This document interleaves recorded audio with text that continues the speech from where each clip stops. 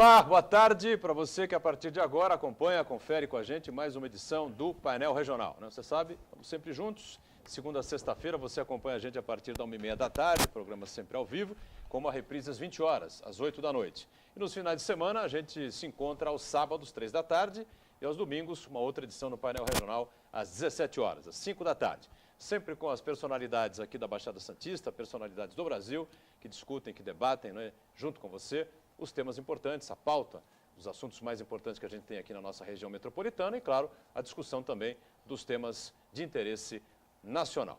A gente nessa edição, com muito prazer, eu já vou anunciando aqui a bancada que acompanha a gente aqui para mais uma edição do Painel Regional, aqui à minha esquerda, muita satisfação recebendo o coordenador da Defesa Civil aqui na cidade de Santos, Coronel Daniel Unias, ao lado do Coronel Unias, o vereador Antônio Carlos Banha, do PMDB aqui da cidade de Santos. Eu tenho aqui à minha direita o Heraldo José dos Santos, companheiro e comentarista habitual do painel, e ao lado do Heraldo também participa com a gente nesta edição a nossa Ione Furukawa, desta vez, não interagindo com você, o programa está gravado, não dá para você participar via telefone, nem pelo nosso espaço nas redes sociais, o nosso espaço pelo Facebook, mas trazendo para você tudo que foi preparado aqui pela equipe do painel.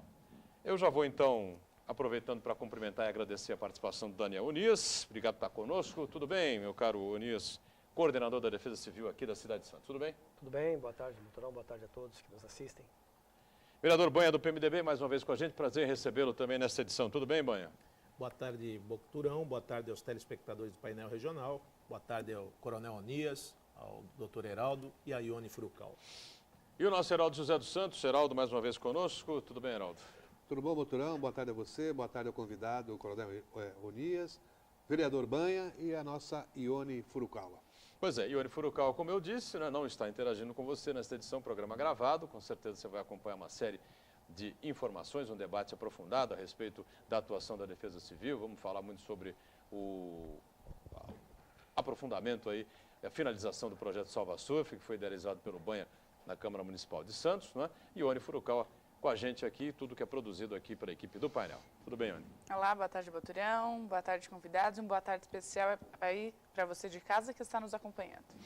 Muito bem, assuntos não faltam, assuntos importantes, que dizem respeito aqui à cidade. Vivemos aí um período de muito calor, chuvas intensas, alagamentos por toda a cidade de Santos na reta final de 2014, princípio de 2015, Mas queria abordar aí um detalhe interessante: a cidade esteve lotada nesse período, nessa reta final de 2014, comecinho de 2015, as praias lotadas, e mais uma vez aqui em Santos não tivemos registro de problemas nenhum, e a Defesa Civil cada vez mais estruturada. E tivemos aí, como a gente discutia aqui antes do programa começar, o fechamento, vamos dizer assim, do projeto Salva Surf, que foi uma ideia, uma discussão entre o vereador Banha, entre o empresário Roberto Santini, entre o surfista Picuruta Salazar, não foi isso? E lá nos idos de 98, 99. E o Major Vilela, na época, também, junto no comando do nosso querido Onias, que naquela oportunidade comandava lá o 17º GB. Que é um projeto importante, que deu certo e colabora e muito com a segurança da cidade, nas praias, pessoalmente, Onias? Sim, sem dúvida. É um reforço para as equipes do Corpo de Bombeiros Militar, que atuam durante o ano todo na cidade. Esse projeto ele veio complementar com o guarda-vidas municipais durante todo o ano.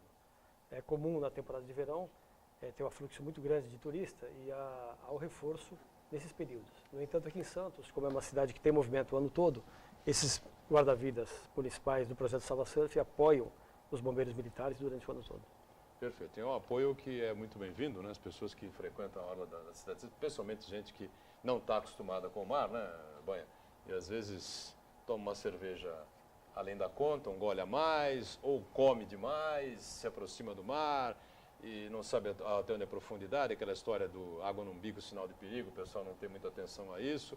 E o pessoal do Salva Surf está aí atento para jogar praticamente a zero os índices de afogamento aqui na cidade. É verdade, nós ficamos um bom tempo trabalhando em cima desse projeto, até para achar uma jurisprudência que pudesse configurar essa atividade, misturando a capacidade e a expertise do surfista o conhecimento e a honradez, a credibilidade do Corpo de Bombeiro e trazendo esses garotos, fazendo um projeto social, esportivo e, ao mesmo tempo, emergencial, porque ninguém vai numa praia que não seja segura.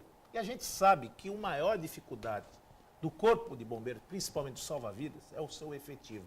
Nós temos um número de praias muito grandes, não só na Baixada Santista, no litoral sul, no litoral norte, e esse efetivo que tem o salva-vidas é um efetivo muito pequeno para tomar conta de toda essa extensão de praia com a população que migra nas temporadas, nos feriados, nas férias. Então, nós lançamos isso como um projeto pioneiro e repercutiu, reverberou em várias cidades. Tem algumas cidades que mantêm até estados filantrópicos, grupos filantrópicos e voluntários salva-surf. E olha, eu vou te falar aqui uma peculiaridade, eu nunca comentei isso no seu programa. Quando o Onias aposentou, quando foi para a reserva, nós tínhamos uma dificuldade muito grande na Defesa Civil, porque a nossa Defesa Civil estava ultrapassada. Nós tínhamos lá um flashlight, bota e uma capa de chuva. E o prefeito Papa sugeriu o que fazer com a Defesa Civil. Eu falei assim, primeiro a gente tem que colocar as pessoas que conhecem, não só.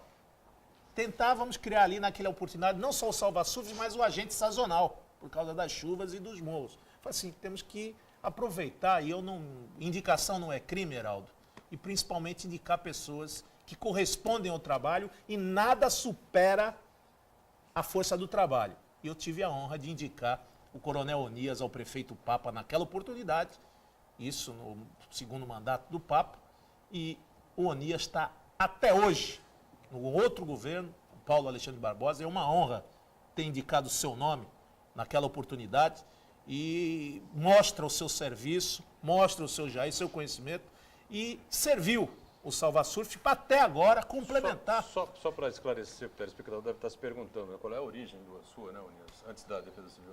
Eu servi por 36 anos no Corpo de Bombeiros, né? Corpo de Bombeiros. Salva-vida, A né? maior parte aqui na região, na área marítima, né? Que é o 17º. trabalho de guarda-vidas no litoral. Como a minha última unidade foi E foi nesse instante que nos conhecemos e nos aperfeiçoamos aí com esse projeto. E tanto é que de lá para cá, o perfil do próprio salva-vida é o perfil do surfista. É o perfil desses garotos que vão lá fazer concurso depois para ser salva-vidas, porque eles pegam amor, pegam o respeito, pegam o treinamento, a credibilidade, porque ninguém conhece mais da arrebentação do que o próprio surfista. Ele sabe onde tem a correnteza, ele sabe onde o mar puxa. Para você preparar hoje um salva-vida que vem do interior, demora pelo menos 1 ano ou 2 anos, porque ele conhece dos rios, das correntezas, dos riachos. O mar é diferente. Então, o Coronel Paca, naquela oportunidade, nos homenageou, que foi um dos projetos mais brilhantes apresentados no aspecto social e de conhecimento. E que, por trás, estava lá o Major Vilela, o Coronel Onias, nos deu essa oportunidade. Foi um projeto feito pelo Roberto, que trouxe ideias lá de Miami, do Havaí, onde os surfistas aposentados depois viravam salva-vidas. Então, nós incrementamos e hoje veio a coincidir Onias à frente da Defesa Civil, junto com o Coronel Delbel, nós implementarmos a segunda parte, que era não só de salva-vidas municipais, mas da orientação aos banhistas. Que você tenha lá ressuscitação, primeiros socorros, as crianças perdidas, a questão do desfibrilador, a questão do stand-up, que é uma novidade. Todas as barracas, em todos os postos, tem barracas para orientação de primeiros socorros. Então, já está em prática, já está sendo comprado esses equipamentos. E no que tange, você vai chegar lá também, a meteorologia. Santos, hoje, é a única cidade da Baixada e do Vale do Ribeira que tem uma estação meteorológica. Nem a Ecovias, que passa um rio de dinheiros naqueles pedágios, tem uma estação meteorológica. E Santos, graças a Deus, já chegou à sua estação e logo, logo, esses índices pluviométricos, que chova, mas que chova com responsabilidade, nós temos condição de prever através dessa estação. E deixo essa pergunta depois para o Onias responder qual a importância hoje de uma estação meteorológica no município de Santos, e numa cidade que nós temos morros, que nós temos aí, com as enchentes que se dá na zona noroeste, que nas regiões mais planas da cidade, o que pode contribuir na defesa civil e o que o senhor encontrou na gestão do Papa e o que evoluiu até agora na gestão do Paulo Alexandre Barbosa. Pode dar uma à vontade. Bom, primeiro da importância da estação meteorológica, é o equipamento que vai, juntamente com o profissional que nós contratamos, que é o meteorologista, exclusivo para a defesa civil, é uma ferramenta que vai fornecer os dados tanto de pretérito, daquilo que já ocorreu, como a tendência para o futuro. Ele conjugado com as demais informações, tanto de satélites quanto de radar, nós temos também um serviço de radar contratado pela Prefeitura, vão dar condições para o meteorologista fazer uma previsão com mais precisão e orientar nossos técnicos a agir, inclusive soltar alertas para a população, evitando assim eventos com vítimas, né? Nós temos aqui a região dos morros, onde moram aproximadamente 40 mil pessoas, que moram em área de risco, que já foram visitadas, orientadas, mas que na iminência de um evento extremo, de chuva forte, tem que ser avisada e nós temos que tomar medidas para evitar que ocorram eventos fatais, que ocorram mortes ou que ocorram danos. Então, a estação meteorológica, com os demais instrumentos e o profissional, vai dar essa condição para a cidade de Santos. É realmente uma evolução. Poucas cidades, a não ser a capital de São Paulo, né, a cidade de São Paulo, poucas cidades têm uma estrutura como essa. E hoje só tem máquinas, tem caminhões, tem ônibus, porque começou, e o Heraldo, quero respeitar aqui, esse cabelo prateado, essa história, essa lenda viva do jornalismo da Baixada, lembra da famigerada, nós fomos muito criticados, mas se não fosse aquilo, nós não tínhamos o atendimento, que é a taxa de sinistro que nós criamos lá no passado, mas se não fosse aquilo, Santos não era o espelho de segurança e até um paradigma para outras cidades do Brasil de descentralização do atendimento do Corpo de Bombeiros e os equipamentos. Quanto nós evoluímos de lá para cá, Onias? Complementando a pergunta, aí vem com a colocação da taxa de sinistro, ela permitiu que o Corpo de Bombeiros fosse ampliado na cidade. Então, fosse construído mais bases operacionais. Hoje a cidade tem 4 bases operacionais. Para uma cidade de 500 mil habitantes, em torno disso, né, quase 500 mil, vai chegar lá, 4 bases é um bom número. Apenas cidades como Campinas, que tem 6 bases operacionais, mas tem 3 vezes a população de Santos, ou mesmo a capital, que tem um pouco mais de 30 bases, né, operacionais de bombeiros. Além disso, tem a base administrativa e mais 7 postos de salvamento. Permitiu também a compra de equipamentos. Naquela época, que foi instituída a taxa, permitiu a renovação de toda a frota e a aquisição de equipamentos, que são equipamentos caros, né?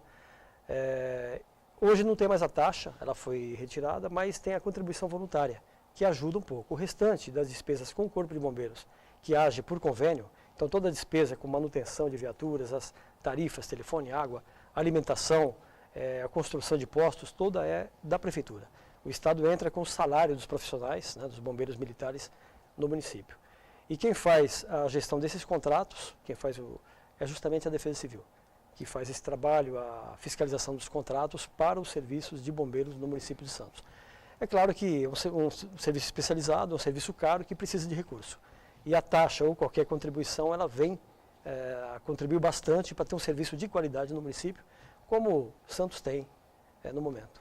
Sobre a estação meteorológica, não sei se o Heraldo e a Ione tem alguma coisa a questionar ainda, não? Eu queria que o Onias explicasse. Nós tivemos temporais fortíssimos, né, depois do Natal, né, antes do Natal e depois, antes da virada do ano também, princípio de 2015. Como é que funcionou efetivamente a estação meteorológica, em que ela colaborou, para a gente dar um exemplo assim bem na prática para o telespectador poder acompanhar? Bom, antes só um esclarecimento, a estação meteorológica está em fase ainda de instalação. Por enquanto, o nosso profissional utiliza de outras estações e outros dados que ele dispõe, e ela vai ser instalada agora. Já chegou na Defesa Civil, foi uma emenda parlamentar do ano passado, que eu ajudei na compra desse equipamento, que já chegou e agora falta a instalação, mas nós já contamos com esse equipamento, já está em processo de instalação. E nenhuma cidade da nossa região, e nem a Ecovias, que a gente vê engarrafamento, tempestade, vários acidentes, que deveria ter pelo preço do pedágio, nós não temos aí uma estação meteorológica. Muito bem, ela estando em funcionamento, quando a gente tiver proximidade de um temporal como aquele do final do ano aí, que alagou as ruas todas, né?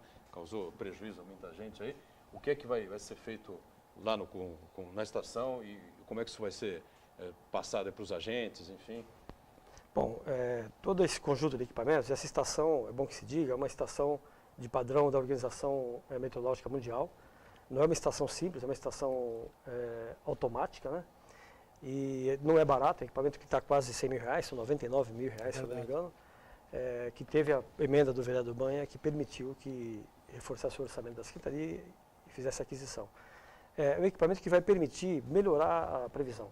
E nós estamos numa região, Boturão, próxima aqui da Serra do Mar e do litoral, onde a previsão que vem de São Paulo não nos serve totalmente. Aqui temos os fenômenos locais. Às vezes o radar indica que lá no Planalto o céu está limpo, no entanto você tem chuva que se aproxima aqui pelo oceano, né, e você tem fenômenos locais que não foram possíveis prever pelos equipamentos que tinha até então.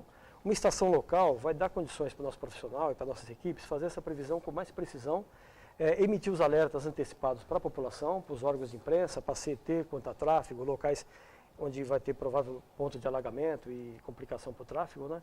Mas principalmente voltado para a atenção às áreas de risco, que é nosso foco de trabalho principal, porque é para evitar justamente os eventos aí com morte. Heraldo, pois não? Fica à vontade. Eu queria também. voltar ao tema, o Salva Surf, e lembrando que no final dos anos 70, depois dos anos 80, 90, era muito comum, nós que atuávamos na reportagem policial, fazíamos sempre balanço de mortos por afogamento aqui nas praias de Santos. E eu lembro que era um número bem elevado. Né? De 90 para cá, esses números foram diminuindo. Os senhores lá na Defesa Civil acompanham esses números? Ao que o senhor atribui essa diminuição? Uma melhor informação da população, melhor atuação dos serviços nas praias, conscientização da população? Porque era muito comum, todo final de semana, meu caro Banha, 6, 7, 8 mortos por afogamentos aqui nas nossas praias. Nós trabalhamos em cima desse indicador justamente para reforçar a atuação do salva-vidas, porque quando já no primeiro ano do programa Salva Surf, nós reduzimos para 0 o afogamento. E os afogamentos que tinham eram geralmente no período noturno, que às vezes o cidadão está embriagado, o cidadão chega lá e quem é que vai tomar conta desse cidadão que entrou na água num horário inadequado ou estava embriagado? Então, os que morriam ou que eram por afogamento, às vezes ou até por excesso de álcool, era no período noturno, era no período que estava ali a praia em funcionamento, os guardas-vidas de plantão, porque tem um horário até, né, Onias? Acho que é das 6 da manhã até às 7 da noite, tem o policiamento, o patrulhamento. Agora, meia-noite, o cidadão tomar banho de mar e levar fazer um convescote, tomar uma grapete, não combina aí com o mar e com... Segurança, principalmente na temporada a gente vê algumas aberrações, né, com relação ao abuso das pessoas que utilizam as nossas praias. Mas respondendo à pergunta, a Defesa Civil não atua diretamente nesse trabalho, que é do Corpo de Bombeiros, da unidade especializada, que é o Grupamento de Bombeiro Marítimo, né, com os guarda-vidas. Mas nós acompanhamos em Santos, é nosso interesse, tudo que se refere à prevenção, né, à proteção da vida humana, à prevenção de desastres. O que ocorreu para a redução das mortes, que realmente era um número assustador, só para você ter uma ideia, em 89, morria no litoral, nos municípios onde era feita estatística, aproximadamente 400 pessoas. Né? A população... 400 pessoas ao longo do ano. E a projeção era que com o aumento da população, que mais que dobrou em 20 anos, esse número, a projeção seria 800. Né? Hoje, a unidade especializada, que é o GBMAR, trabalha para que não passe de 100. E tem mantido sempre abaixo de 100 o número em todo o litoral, em todo o ano. Que é competência do 17º grupamento. Né? Foi agora... depois da inauguração disso é que deu... Isso. Foi até uma ideia do nosso querido coronel... Almeida Lima. Jorge Almeida Lima. É que o 17º agora, a denominação é Grupamento de Bombeiro Marítimo, GBMAR. Né? Mas então, mas o que se deveu essa redução? Justamente ao crescimento de guarda-vidas trabalhando, então colocando mais gente na prevenção, E eles fazendo um trabalho bom de prevenção, de salvamento e de socorro aos afogados. Um trabalho mais eficiente, as equipes melhor preparadas, com equipamentos desfibriladores, um treinamento com oxímetros, equipamentos para dar condição da sobrevida, né, do afogado. E além disso, Até a chegada do próprio navio Fleury, né? sim, as que lanchas, foi um grande avanço, não existia isso naquela oportunidade. o uso de helicópteros, até 5 helicópteros no litoral no verão, e também o trabalho de educação da população, que a imprensa tem feito de uma forma extraordinária, com as vinhetas que soltam no verão, com a mídia toda ela, escrita, internet, televisão, orientando a população sobre os riscos. Que a maioria dos afogamentos é justamente por desconhecer o risco. A pessoa chega na praia e não percebe uma corrente de retorno, que é onde morre 80% das pessoas, que são aquelas correntes que leva a pessoa de volta, né? Que leva a pessoa para a parte mais funda, para o alto mar. Né? Então, todo esse trabalho tem reduzido, e a meta do grupamento é justamente, pelo que nós sabemos, é índice zero. Né? Vamos buscar sempre esse índice zero, sabe-se que é difícil, mas vamos sempre buscar. Santos nós estamos praticamente no zero, né? Santos, sim. É muito raro um caso de afogamento na cidade de Santos, né? Muito raro. Santos conseguiu, sim. E você tem, às vezes, algum acidente com pessoa mais idosa, uma parada cardíaca, a pessoa, às vezes, até se afoga como causa secundária. Ela cai ali no local raso, onde não é vigiado, não se espera que alguém vai se afogar, mas pode ter esse tipo de acidente. Os demais estão bem cobertos e é bem pouco provável. A meta, e eu acho que tem conseguido aqui em Santos, é justamente o índice zero. Tinha situações de famílias que chegavam, no primeiro mergulho, um já se afogava, era uma coisa... É verdade, é uma coisa impressionante. 400 afogamentos por ano, né, no ano de 1989. Você fala do litoral, região da Baixada Santista ou litoral? Nessa sul, época, litoral, a estatística pegava de Peruíbe a Bertioga. A nossa Baixada Santista. Perfeito. E 400 veio para 100, né? Se pegar só essa região, porque agora conta tudo, é menos ainda, 70, menos de 100, bem menos. Diga, Anne, pois não. Muito se ouve falar da Defesa Civil, né? E acredito que as dúvidas também existam. Eu gostaria de saber qual a abrangência do trabalho da equipe, qual a relação com a população, até que onde é dever do Corpo de Bombeiros, até onde é dever da Defesa Civil, como que funciona esse trabalho em relação à população? Sim. Bom, a população realmente confunde o trabalho da Defesa Civil com o trabalho de bombeiro, que o bombeiro ele presta aquele serviço de resposta imediata. Então o bombeiro atende a emergência e a Defesa Civil faz um trabalho um pouco mais abrangente, não na resposta especificamente que é do Corpo de Bombeiros, embora a Defesa Civil apoie também na resposta quando necessário, mas faz um trabalho na prevenção, que é o que vem antes, procurando eliminar os riscos, minimizar as possibilidades de acidente de toda a ordem, quer sejam naturais ou quer sejam tecnológicos, né? E aí você inclui incêndios e toda a sorte de acidentes que tem ação humana provocada pelas pessoas. E após a ocorrência, a Defesa Civil continua prestando assistência humanitária, então se há desabrigados, o encaminhamento, dando as condições para essas pessoas, condições dignas, né, e seguras, e a reconstrução, acompanhando depois a reabilitação da região afetada até que as pessoas possam voltar. Então ela atua em toda a fase, né? Nós temos profissionais das diversas áreas, além do meteorologista que foi comentado aqui, temos geólogos, engenheiros e os técnicos das diversas áreas, técnico em edificação, etc. Então, o trabalho, só para resumir, da Defesa Civil é reduzir a possibilidade dos desastres de qualquer ordem. Tá? A nossa região são muito comuns desastres naturais, principalmente causados pelas chuvas. É uma região montanhosa, uma região que tem um histórico de mortes muito sério. Santos hoje faz parte do Cadastro Nacional, da Defesa Civil Nacional, como um dos municípios prioritários, que merece atenção pelo histórico de acidentes que tem no passado. Mas, felizmente, atualmente nós não temos tido acidentes e pretendemos manter assim. Muito bem, aproveitamos então para fazer o primeiro intervalo aqui no painel regional. A gente volta já para conversar um pouco mais aqui.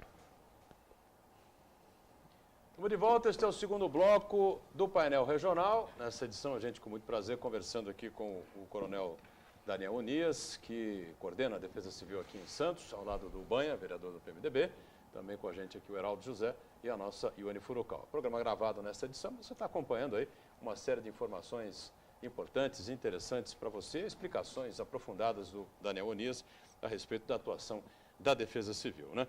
Só para pegar o gancho rapidamente o que ele deixou, que ele colocou e explicou no final do bloco anterior, Santos faz parte do cadastro nacional pelas ocorrências que historicamente aconteciam aqui na cidade.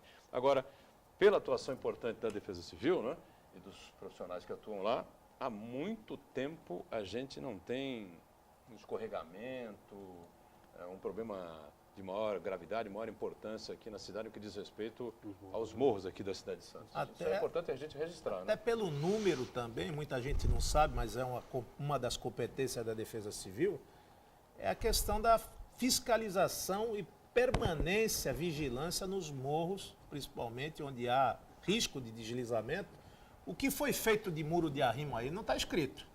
E cabe também essa avaliação da Defesa Civil, se há construção irregular em área de risco, ou rocha que esteja na iminência de cair, ou a questão de vielas e escadarias que são realizadas ali. Toda essa parte de acidente, quase acidente, ato inseguro, tudo isso é analisado pela Defesa Civil. Quantos muros de arrimo já foram feitos aí sobre a égide desde que você está no governo, Onias?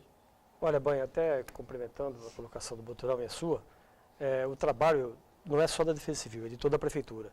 E a Defesa Civil não atua só no período que ocorre o acidente. É importante você registrar isso, né? O trabalho durante, exatamente. E durante o ano todo é feito o mapeamento, é feito o levantamento dos locais mais críticos, indicado intervenções que não é só o muro de arrimo, são dezenas. Verdade. São dezenas de muros de arrimo para contenção, mas são outras obras mais complexas também, como remoção de um bloco, a fixação, estabilização de uma encosta e, principalmente, Banha, o que o munícipe às vezes não enxerga é a drenagem.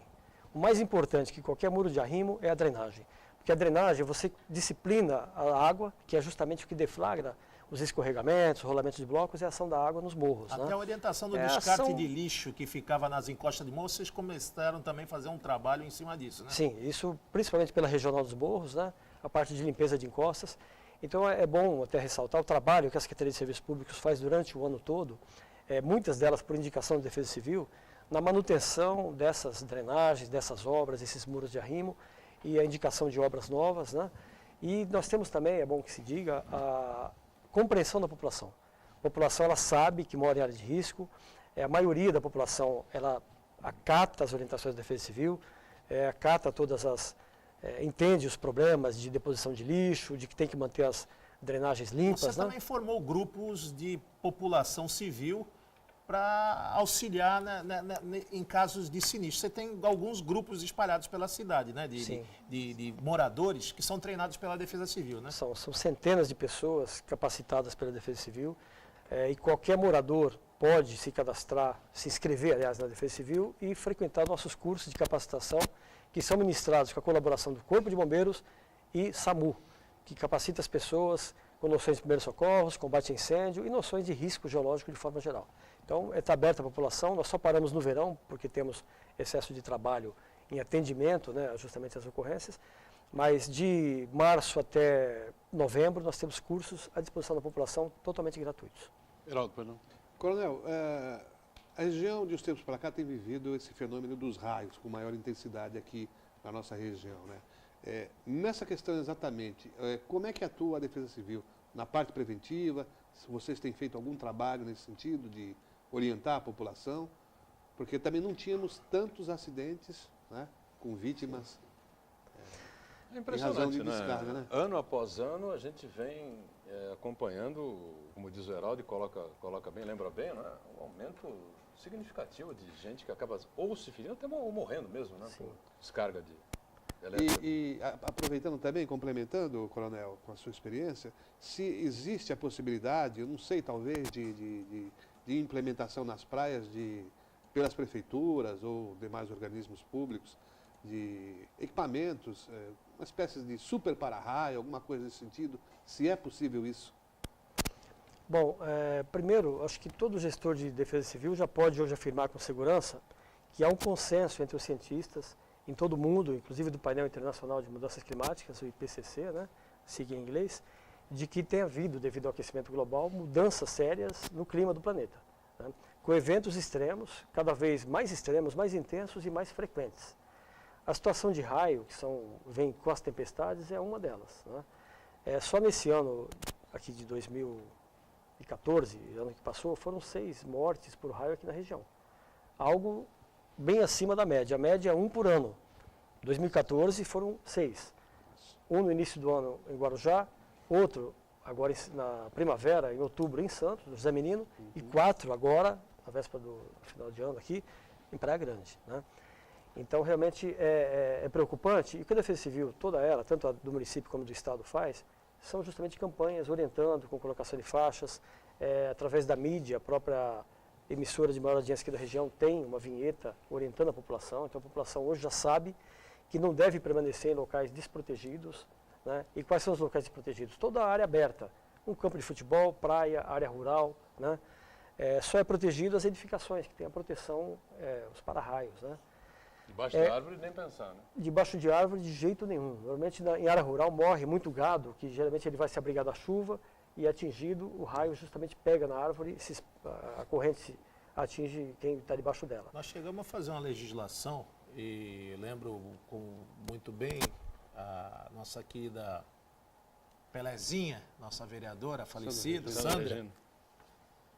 A gente falava muito da incidência de raios e na Baixada Santista parece que no Brasil é o número mais elevado de raios e relâmpagos, é o litoral da Baixada Santista juntamente com o litoral norte e litoral sul, incidência de raios. Naquela oportunidade nós estávamos legislando e fizemos uma lei obrigando os edifícios à instalação de para-raios. Essa é uma lei que já existe no município de Santos e depois nós aproveitamos com a questão do AVCB para que se implantasse em todos os próprios públicos e hoje comumente você vê em algumas escolas, na própria prefeitura, em alguns próprios que já são utilizados por uma grande maioria de pessoas como escolas e saúde, existem para-raios e já nessa nova estrutura, nessa gestão do prefeito Paulo Alexandre Barbosa, todos os equipamentos públicos já foram vistoriados, já tem todos eles os laudos adequados e agora já está em fase de execução para que todos, até o final do seu mandato, estejam concluídos o auto de vistoria de Corpo de Bombeiro e a questão da acessibilidade nos próprios da prefeitura. Então isso foi um grande avanço e a gente vê com muito bons olhos o Coronel Onias, Heraldo, só eu não posso deixar aqui, e fui um grande diligente juntamente com os meios de comunicação da nossa cidade com relação a acidentes de trabalho e aos incêndios que acontecem no Porto de Santos. Me causa tristeza. Fui o primeiro vereador, primeiro político a levar um promotor público na faixa do cais. Levei um promotor de acidente do trabalho, denunciei as condições fétidas das paredes de estiva, onde os nossos trabalhadores ficavam atrás, disputando espaço com pombos, sem banheiros, sem sanitários, em condições de insalubridade. E nós cobramos isso, a aplicação da NR29, cobramos a aplicação dos resgates, mas perdemos, Onias. Isso me causa uma mágoa, um constrangimento de estar falando aqui no seu espaço, Boturão, do fechamento do maior e melhor posto de resgate de bombeiros que nós tínhamos no Porto. Era a referência de resgate de trabalhadores a bordo das embarcações que atracam no Porto de Santos para combate a incêndio. Até hidrantes nós não tínhamos no Porto de Santos e tudo era feito por esse posto. Deixamos fechar o posto por falta de uma verba de R$200 mil na época, que era para revitalizar e equipar mais aquele equipamento que fica ali na General Câmara, ali perto do 12A. E nós ficamos sem aquela referência, onde outros bombeiros do Brasil faziam o curso ali. E depois de muito tempo, agora estamos engrenando no plano de auxílio mútuo. Esse plano de auxílio mútuo é onde todas as empresas se auxiliam no combate a incêndio, nos sinistros do porto. E a gente tem visto que, comumente, essas empresas estão defasadas. Essas empresas, se não é a Defesa Civil, se não é o Corpo de Bombeiros, e principalmente a atividade do navio Fleury e dos rebocadores, eram para ter sinistros e tragédias muito grandes, principalmente que a gente tem visto aí nos armazéns de açúcar, que tem deixado sequelas, não só no meio ambiente, mas principalmente o raio de abrangência dos acidentes ocasionados no Porto de Santos. Eu não posso concordar que é a questão do grão do açúcar que ficou mais fino, que se ficou mais grosso, se tem alta combustão. Quem recebe a mercadoria, quem tem o armazém, tem que ter um armazém seguro, que tenha condição e qualidade para que o trabalhador que lá trabalha tenha essa tranquilidade ao manuseio desses produtos, sejam eles químicos, sejam eles corrosivos, porque todos eles, para ter alvará de funcionamento, tem que ter um auto-vistoria de corpo de bombeiro, mas não basta só isso, precisa de manutenção e principalmente ter brigada de incêndio própria, ter equipamento e não jogar nas costas do município, da Defesa Civil ou do bombeiro, qualquer que seja a responsabilidade, ou tentar imputar responsabilidade. O porto é área federal e por isso que brigo aqui. Essa questão de usar a Baixada Santista como passagem de servidão não pode mais. Nós temos que ter responsabilidade nessa área federal do porto, tem que ter responsabilidades, principalmente no que tange ao apoio ao Corpo de Bombeiros, porque o maior porto da América Latina, meu amigo Heraldo, Boturão e Coronel Onias, não pode ficar à mercê da sorte ou do município que só fica com o ônus dessa operação. E aquele acidente de grande proporção, né? Ou de proporção média, não sei, mas pela televisão, eu não estive lá pessoalmente, acho que esteve lá, né, acompanhando, esteve lá pessoalmente, né, no dia, e foi pela televisão, foi assustador, né? Mas, na verdade, quem chegou primeiro, quem foi acionado primeiro, acabou sendo a Defesa Civil, né, Nilson? Os grandes incêndios? Do incêndio do ano passado no açucareiro. Tá, eu só gostaria de complementar a resposta anterior do Raio, rapidinho. Nós pesquisamos junto aos institutos de excelência de pesquisa aqui no país, o INPE, por exemplo. Não é possível uma proteção super para raio nesses locais, nessas áreas extensas. Então, realmente fica a cargo das pessoas, na aproximação de uma tempestade, realmente procurar um local abrigado, se afastando desses locais, no caso a praia. E a praia, nessa época, ela é frequentada por muita gente, é justamente a época dos raios. Então, daí a incidência maior de acidentes, né? Mas o caso dos incêndios, realmente, Banha, tem aumentado muito a quantidade de produto movimentado, o tamanho dos navios, a movimentação em geral. E foram 3 grandes incêndios, viu, Boturão? Teve 2 aqui em Santos e um na margem do Guarujá, né? Margem esquerda. Na margem esquerda, recentemente, em mais ou menos um ano. Agora, como notícia, após esses incêndios, as autoridades portuárias, né, e as demais autoridades envolvidas aí, tanto da área ambiental quanto da área de segurança, se reuniram no seminário, realizado agora em dezembro, promovido pela estatal do Porto, pela Codesp. Durante 2 dias se discutiu, vereador, justamente a melhoria das condições de segurança para se evitar incêndios como esse. Então tinha o pessoal do Comitê Brasileiro de Normas Técnicas, que elabora as normas, né, as NBR, a norma BNT, Corpo de Bombeiros, tanto de São Paulo quanto aqui de Santos, o comando aqui regional esteve presente, pessoalmente, o pessoal dos órgãos ambientais, IBAMA, CETESB e também do município, Secretaria de Assuntos Portuários do município, Defesa Civil, e os especialistas, os técnicos das diversos terminais, né, justamente discutindo, inclusive a associação que representa os fabricantes, a produção de açúcar, que é a única, né, tiveram presentes os maiores especialistas discutindo o que se pode fazer para melhorar as condições e evitar incêndios como esse, que foram de grande proporção, viu, Boturão? Foram realmente de quantidade muito grande, que causou, além do prejuízo econômico, impacto ambiental enorme, poluição do estuário, poluição da atmosfera. Né? E risco de vida a quem... E risco de vida. Nós Felizmente não tivemos perdas, ali, mas teve feridos. Nós chegamos a perder naquele problema de jogar todo aquele segregado, porque o segregado, quando na construção do armazém, nós já teríamos que ter bolsões para tratar desse segregado. O que acontece? No incêndio, ele escoa para o canal do estuário. Nós tivemos uma mortandade de peixes ali de mais de 3 toneladas. Quem pagou esse passivo ambiental? A CETESB vai lá, autua e faz. Aí vem, Onias, parece que nós somos incautos ou desconhecedores, dizer que a granulometria do açúcar... Querido, quem estoca tem a responsabilidade de saber se é mais combustível, se é mais inflamável, se ele é nocivo à saúde do trabalhador.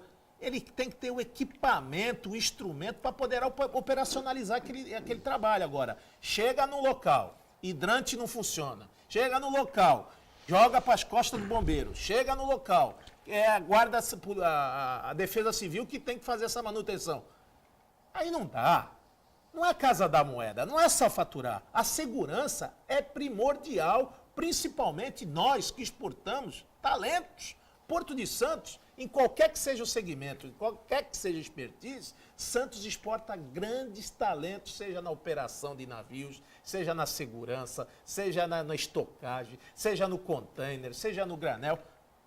Mas, querido, tem que fazer a coisa direito. Se nós temos contrato que não se respeita, Heraldo, nem os 20% da infraestrutura, ou seja, ele quer lotar o armazém de açúcar e não quer ter espaço nem para o caminhão descarregar dentro do armazém. Então, a gente tem que rever esses valores, rever esses conceitos, ter mais fiscalização e não deixar acontecer como tem acontecido e depois falar assim, olha, foi uma fatalidade. Eu não aceito fatalidade, foi mau planejamento, foi irresponsabilidade, principalmente da autoridade portuária que está lá para fiscalizar esses contratos e não deixar depois a gente com a vela na mão ou ter que com a lata na mão para poder apagar o incêndio de uma maneira aí que foi perigosa, de uma área adensada que pegou 7 armazéns, Boturão. Foram 7 armazéns queimados, um atrás do outro devido ao problema da esteira, porque são ligados por esteiras e acabaram sendo defenestrados esses armazéns. Graças a Deus, ninguém se machucou e ninguém morreu, mas por a expertise, o know-how da Defesa Civil, do bombeiro e das pessoas que estiveram envolvidas no acidente. Mais um intervalo, a gente já...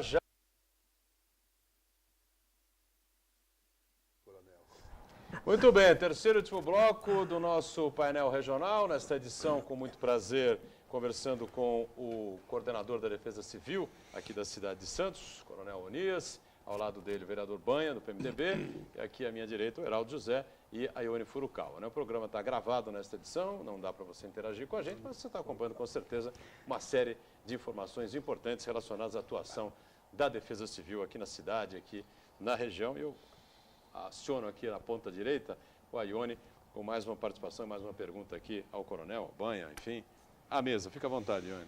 Exatamente. Coordenador, em relação a São Vicente, que qualquer chuvinha já fica embaixo da água, né?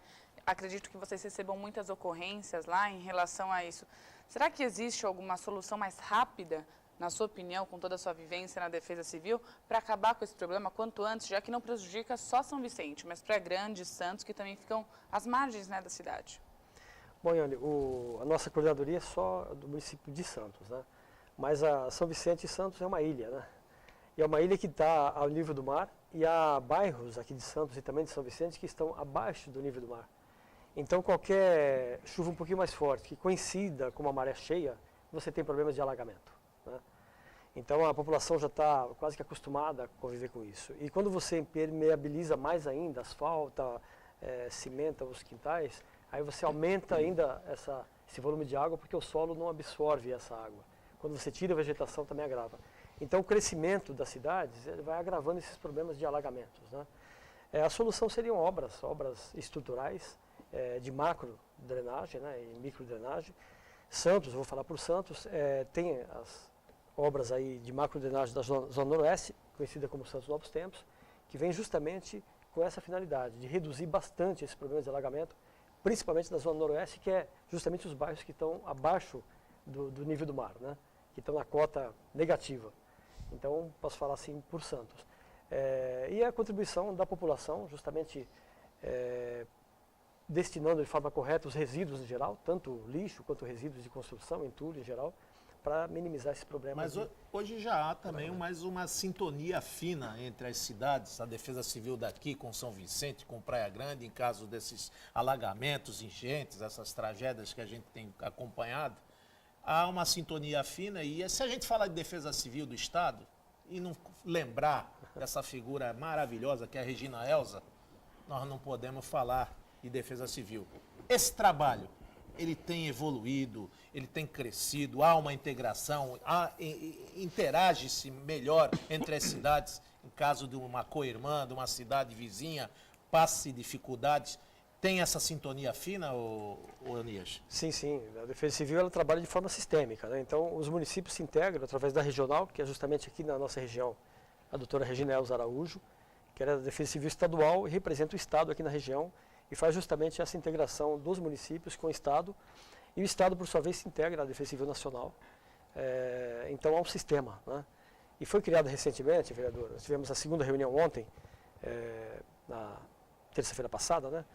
É a Câmara Técnica de Defesa Civil, justamente na AGEM. Então, a AGEM, que já trata de tantos assuntos, agora tem mais uma Câmara especializada, que todo mês reúne os coordenadores dos 9 municípios para tratar daqueles assuntos de interesse comum da Defesa Civil. Todos os municípios têm Defesa Civil? Todos os municípios têm. Menor ou maior estrutura, mas todos os municípios têm a Defesa Civil. E é uma condição para ele poder receber recursos federais em caso de desastre, é justamente ter uma Defesa Civil estruturada com um coordenador nomeado pelo prefeito e o telefone 99 para atender 24 horas por dia. Pois não. Eu queria deixar até uma reivindicação aqui. Falei disso ao prefeito municipal, acho que ele encampou alguma das ideias que nós demos. Eu vi no Rio de Janeiro uma sala chamada sala de controle de sinistros, sala de gerenciamento de crise. Essa sala, ela tem a visão macro de todo o Rio de Janeiro, onde interage-se dentro dessa sala todas as câmeras de monitoramento pela estrada, pela cidade, o bombeiro é envolvido, o gás é envolvido, no caso a nossa CPFL é envolvida, a questão da luz, da água, do gás. São mais de 30 pessoas que visualizam e, dentre elas, capitaneada pela Defesa Civil. Isso pode ser uma realidade em Santos? Sem dúvida, Banha. Isso existe no Rio de Janeiro e veio justamente depois daquelas tragédias que houve lá em 2010, 2011. Eles montaram esse centro, principalmente voltado para as condições meteorológicas, mas ele atende todos os setores do município. Na sequência, com o evento da Copa do Mundo, foi montado também nas capitais e no Rio de Janeiro, o Centro de Comando e Controle, voltado mais para as questões de segurança, que também é um centro muito moderno, que trouxe muito aprendizado, né, em razão da Copa do Mundo. Aqui em Santos, desde o começo da administração atual do prefeito Paulo Alexandre, a meta é montar um centro, que é o CCO, um centro de controle idêntico, onde vai congregar todos os órgãos de emergência, os órgãos de serviço público numa mesma sala, onde vai ter todo o monitoramento e todas as informações no local para facilitar a resposta à população. Ele está em fase de licitação, tem o setor da prefeitura, a secretaria cuidando disso, né? Quanto tempo você acha que... A previsão é que para esse ano de 2015 já esteja implantado, né? Só para fazer um paralelo, isso realmente leva um tempo. A Codesp, aliás, a Praticagem montou um centro de controle moderno recentemente, levou 4 anos para montar, gastando aproximadamente 8 milhões. Então não é algo simples, né? É verdade. Mas que vai dar um resultado espetacular. Heraldo, pois não, Heraldo. Coronel, todas essas melhorias a gente sabe que demandam recursos e a questão não só dos bombeiros como da Defesa Civil foi impulsionada, vamos dizer assim, pelaquela taxa, né, de contribuição que foi instituída. E eu particularmente entendo que ela não foi muito bem explicada na época, daí aquela rejeição que uns pagavam, outros não pagavam, teve gente que foi para a justiça, essa coisa toda. Hoje, recursos, como é que o senhor vê que as prefeituras estão lidando com isso? É a sensibilidade mesmo da população para que contribua ou vamos ter que estudar uma nova fórmula aí para suprir, né, manter esses organismos que são tão essenciais para a vida das cidades? Olha, Heraldo, hoje esses serviços são mantidos com o tesouro do município, com os recursos do município, do orçamento da Secretaria de Segurança, que não é um orçamento muito grande, né? É claro que uma taxa de sinistro, essa contribuição, que para a população seria um valor pequeno, mas somado à totalidade dos contribuintes, geraria um valor significativo, seria muito importante. Os municípios no estado de São Paulo, alguns têm essa taxa, outros não. E é nítida, sabe, a diferença do serviço daquele que tem a taxa ou que não tem. Se for na região, por exemplo, de Bauru, os municípios todos têm essa taxa, o serviço é excelente, as viaturas são novas, os quartéis são novos, né, o serviço é muito bom. E alguns municípios que não têm, o serviço é um pouquinho mais precário. São Bernardo, por exemplo, tem serviço, com uma taxa que ele recolhe lá, ele consegue manter muito bem e sempre aprimorando os serviços, né? Santos tem a contribuição voluntária, então alguns contribuem, outros não. Se toda a população contribuísse, mesmo que voluntariamente, sem dúvida isso ia ser uma ajuda muito grande para o Corpo de Bombeiros e também para a Defesa Civil. Fora a taxa de sinistro, Heraldo, eu tenho dados com relação ao orçamento. Este governo, tirando a taxa de sinistro, foi uma taxa exclusiva para a melhoria do bombeiro, mas neste governo, do Paulo Alexandre Barbosa, foi o governo que mais investiu em segurança pública, ou seja, na guarda municipal, no canil da guarda, nas motos que a gente vê, o sistema ROCAM, o ROMU, né? Romo? Isso. A defesa civil, novas viaturas, inclusive novas instalações estão para chegar com relação à guarda, o prédio da Secretaria de Segurança Pública, que deve ir para na Costa. Os novos guardas. Os novos guardas, aumentou o efetivo. Então, vejo que teve um aumento de mais ou menos de 30% a 40% a mais no orçamento da Secretaria de Segurança Pública no governo do Paulo Alexandre. Então, a gente vê já com olhos nus que tem mais equipamento, tem mais guardas, tem mais, inclusive, como bem disse o próprio Nias, nós custeamos a parte de prédios, manutenção e alimentação dos bombeiros. Então, você vê que há um investimento, sim, maior nessa administração do que em outras que nós já vimos no passado. Muito bem, e a gente vai encerrando aqui essa edição do Painel Regional, agradecendo muito a participação do Coronel Daniel Onias, coordenador da Defesa Civil aqui de Santos. Obrigado, parabéns pelo trabalho, sucesso e até uma outra com a gente aqui, Coronel. Obrigado. Eu agradeço a companhia aqui da Ione, o Heraldo, sua, Baturão e do Banha, e estamos à disposição, sempre que chamar estaremos aqui. Tá certo. Obrigado também ao vereador Banha, sempre conosco aqui no Painel Regional, o nosso Heraldo, a Ione, você que acompanha a gente também diariamente de 1h30 da tarde, ao vivo, reprise às 8 da noite, e aos finais de semana, né, uma edição aos sábados, 3 da tarde, e aos domingos, às 5 da tarde. Obrigado.